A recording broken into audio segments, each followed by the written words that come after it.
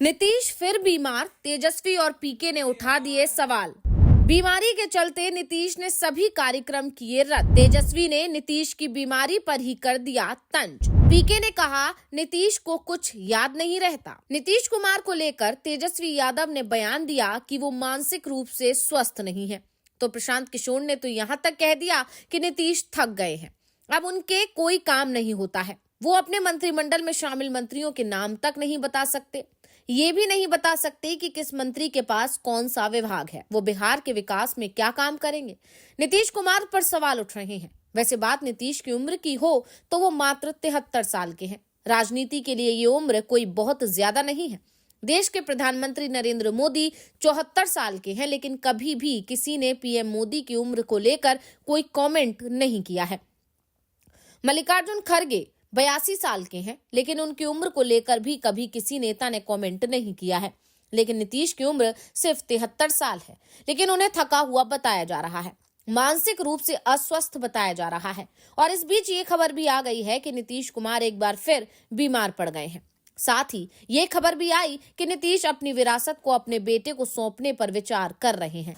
यानी जिस परिवारवाद की सियासत का नीतीश अभी तक विरोध करते चलते आए हैं, अब वो उसी पर आगे बढ़ते दिखाई दे रहे हैं। वैसे जेडीयू के अंदर भी इसे लेकर आवाज उठ रही है। नीतीश के मुकाबले का कोई नेता इस समय जेडीयू में नहीं है। जो नेता नीतीश कुमार से सवाल जवाब करते थे वो सभी किनारे हो चुके हैं, या जिंदगी ने ही उनका साथ छोड़ दिया है। ऐसे में नीतीश के बेटे के भी राजनीति में आने की चर्चाएं चल रही हैं। तो आज हम अपनी स्पेशल रिपोर्ट में नीतीश से जुड़ी सभी बातों पर करेंगे बात, तो वीडियो को आखिर तक जरूर देखें। बिहार के मुख्यमंत्री नीतीश कुमार की तबीयत अचानक खराब हो गई है। इस वजह से फुलवारी शरीफ के महादलित टोले में आयोजित कार्यक्रम में वो नहीं पहुंचे। उन्हें सर्दी, जुकाम और हल्का बुखार की शिकायत है, जिसके बाद नीतीश कुमार के 26 जनवरी के सभी कार्यक्रम रद्द कर दिए गए। और फिर खबर आई कि 27 जनवरी के कार्यक्रम भी रद्द कर दिए गए हैं। नीतीश की प्रगति यात्रा के कार्यक्रम में भी बदलाव हुआ है। अब वो 28 जनवरी को पूर्णिया जाएंगे। डॉक्टरों की टीम उनके स्वास्थ्य की लगातार निगरानी कर रही है। डॉक्टरों की सलाह पर ही सीएम नीतीश कुमार के सारे कार्यक्रम स्थगित किए गए। कैबिनेट विभाग की ओर से जारी सूचना के मुताबिक तीसरे चरण की प्रगति यात्रा की पूरी तैयारी कर ली गई है। वैसे सीएम ने 26 जनवरी को होने वाले सभी सरकारी कार्यक्रम में हिस्सा लिया था, लेकिन उसके बाद उन्हें कुछ तकलीफ महसूस होने लगी और फिर शाम के कार्यक्रम उन्होंने रद्द कर दिए। खास तौर पर महादलित टोले में उन्होंने जो कार्यक्रम 2006 से लगातार हो रहा है वो इस बार रद्द करना पड़ा। दरअसल कोरोना काल को छोड़ दें तो मुख्यमंत्री रहते नीतीश कुमार हर साल 26 जनवरी और 15 अगस्त को महादलित टोले में पहुंचकर सबसे बुजुर्ग व्यक्ति से झंडा फहराते थे। मुख्यमंत्री कई घोषणा भी करते थे और इसकी शुरुआत 2006 से ही मुख्यमंत्री ने की थी। लेकिन इस बार सारी तैयारी होने के बाद ही मुख्यमंत्री कार्यक्रम में शामिल नहीं हुए। मुख्यमंत्री का कार्यक्रम अंतिम समय में रद्द कर दिया गया और इसके पीछे उनके खराब स्वास्थ्य को कारण बताया गया है। तो दूसरी तरफ नीतीश कुमार पहले से ही स्वास्थ्य को लेकर सवाल खड़े कर रहा है। तेजस्वी यादव ने तो उनकी मानसिक दशा पर ही सवाल उठा दिए। तेजस्वी ने आरोप लगाया कि उपराष्ट्रपति की समस्तीपुर यात्रा की अगवानी करने में मुख्यमंत्री नीतीश कुमार की असमर्थता इस बात का संकेत देती है कि उनकी मानसिक स्थिति ठीक नहीं है। उपराष्ट्रपति धनखड़ समस्तीपुर में पूर्व मुख्यमंत्री कर्पूरी ठाकुर की जयंती पर आयोजित एक कार्यक्रम में शामिल हुए थे। इस कार्यक्रम में राज्यपाल आरिफ मोहम्मद खान और केंद्रीय मंत्री शिवराज सिंह चौहान और नित्यानंद राय सहित कई मंत्री शामिल थे। लेकिन मुख्यमंत्री नीतीश कुमार इस कार्यक्रम में शामिल नहीं हुए। इसके बजाय उन्होंने कार्यक्रम के बाद समस्तीपुर जाकर अपने राजनीतिक गुरु कर्पूरी ठाकुर को श्रद्धांजलि दी। इसी के चलते बिहार का सियासी पारा हाई हो गया है। इस बीच प्रशांत किशोर ने भी नीतीश कुमार को चुनौती देते हुए कहा कि संदर्भ के लिए कागज के टुकड़े को देखे बिना अपने मंत्रियों और उनके संबंधित विभागों की पहचान करें। अगर वो ऐसा करने में सक्षम हैं, तो मैं उनके खिलाफ अपनी लड़ाई छोड़ दूंगा। नीतीश कुमार पर विपक्ष के हमले लगातार तेज होते जा रहे हैं, तो सीएम नीतीश का स्वास्थ्य भी पिछले कुछ समय से ठीक नहीं चल रहा है। ऐसे में उनके पुत्र निशांत कुमार के राजनीतिक में प्रवेश की चर्चाएं तेज हो गई हैं। उन्होंने कहा कि निशांत कुमार राजनीति में आते हैं तो वो उनका स्वागत करेंगे।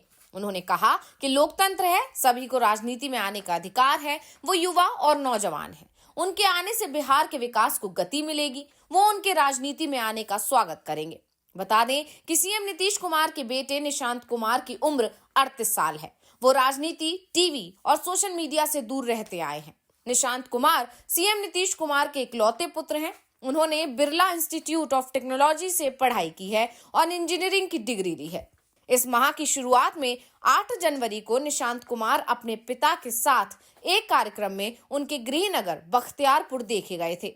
उस दौरान उन्होंने मीडिया से बातचीत करते हुए राज्य के लोगों से अपील की थी कि बिहार में प्रस्तावित विधानसभा चुनाव में जदयू और उनके पिता को वोट देकर विजयी बनाएं, ताकि फिर से राज्य में उनकी सरकार बन सके। हालांकि बख्तियारपुर में हुए कार्यक्रम के बाद जेडीयू के वरिष्ठ नेता और राज्य सरकार में मंत्री श्रवण कुमार ने कहा था कि निशांत कुमार राजनीति में शामिल हो सकते हैं। श्रवण कुमार ने कहा था कि निशांत कुमार को मौजूदा सरकार के बारे में पूरी समझ है। वो एक प्रगतिशील युवा हैं और उनके जैसे विचारों वाले युवा का राजनीति में स्वागत है।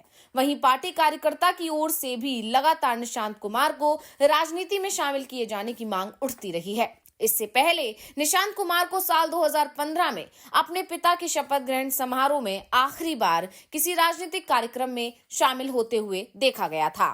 हालांकि उन्होंने राजनीति में सीधे रूप से शामिल होने की संभावना को खारिज कर दिया था और कहा था कि उन्हें राजनीति में कोई दिलचस्पी नहीं है और इसके बजाय उन्होंने आध्यात्मिक मार्ग पर चलने का विकल्प चुना है। यानी जिस तरह से बिहार की सियासत में बदलाव होते दिखाई दे रहे हैं, उसके बाद ये भी कहा जा सकता है कि नीतीश कुमार शायद 2025 के विधानसभा चुनावों के बाद सियासत से संन्यास ले जाएंगे, क्योंकि पिछले करीब 3-4 साल से ही उनके स्वास्थ्य को लेकर सवाल उठाए जाते रहे हैं। 2020 के विधानसभा चुनाव में नीतीश ने अपनी अंतिम चुनावी रैली में तो यहां तक कह दिया था कि ये उनका अंतिम चुनाव है। वो बात अलग है कि जल्दी ही नीतीश कुमार ने अपने बयान से यू टर्न भी ले लिया था, लेकिन अब जिस तरह से नीतीश बार बार बीमार पड़ रहे हैं, उसके बाद कहा जा रहा है कि वो अपनी पार्टी की कमान अपने बेटे निशांत को सौंप सकते हैं। और वहीं कुछ राजनीति जानकारों का ये भी कहना है कि इस तरह से सिर्फ नीतीश को कमजोर करने की कोशिश बीजेपी और आरजेडी की तरफ से की जा रही है, क्योंकि ये दोनों ही दल जानते हैं जब तक नीतीश कुमार मजबूत स्थिति में रहेंगे, किसी एक गठबंधन की सरकार बनना बेहद मुश्किल है। और नीतीश कुमार इसी कोशिश में लगे रहते हैं कि वो जिस तरफ जाए सरकार उसी की बने। तो ये रिपोर्ट आपको कैसी लगी, हमें कमेंट करके अपनी राय जरूर दीजिएगा। इसी के साथ वीडियो को लाइक करें, वीडियो को शेयर करें और चैनल को सब्सक्राइब करना ना भूलें।